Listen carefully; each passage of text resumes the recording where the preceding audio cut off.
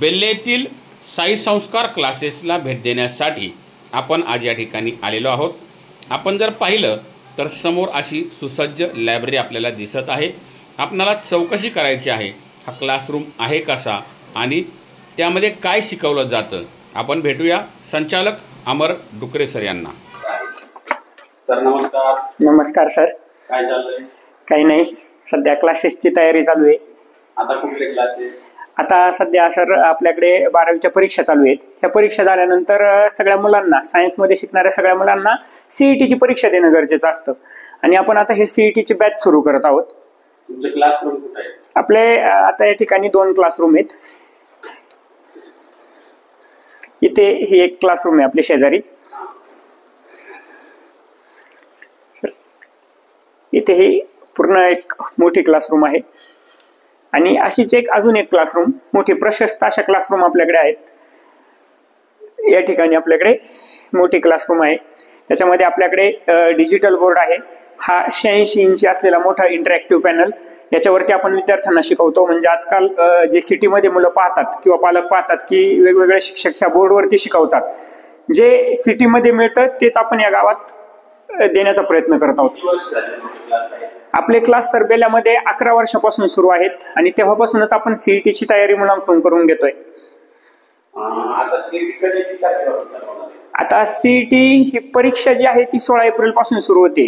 12वीची बोर्डाची परीक्षा 6 मार्चला संपते। आपण 7 मार्च पासून लगेच सुरू करतोय परीक्षेची तयारी। हा क्रॅश कोर्स असणार आहे 40 दिवसांचा। 40 दिवसांचा? हो।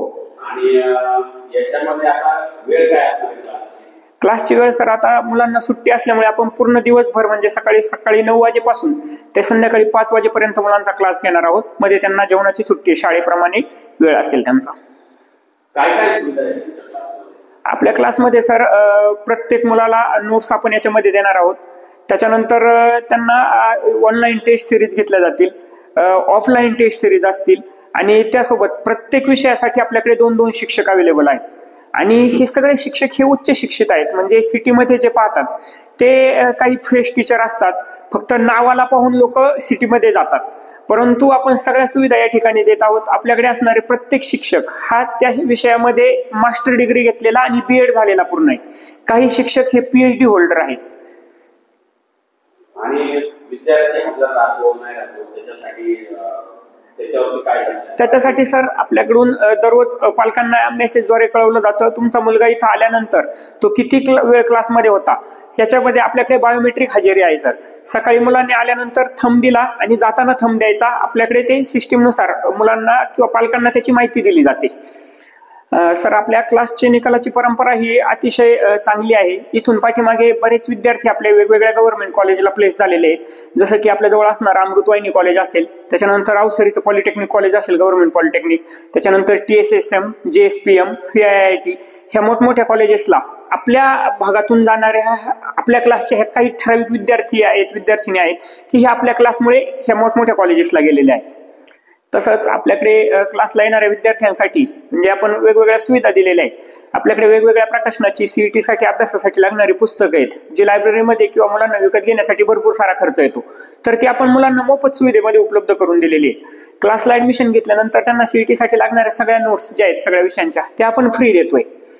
आणि याच्यासोबतच म्हणजे बऱ्याचशा गोष्टी ज्या आहेत, सुविधा ज्या सिटीमध्ये पण नसतात त्या आपण ह्या ग्रामीण भागातल्या ठिकाणी उपलब्ध करून दिलेल्या आहेत मुलांना।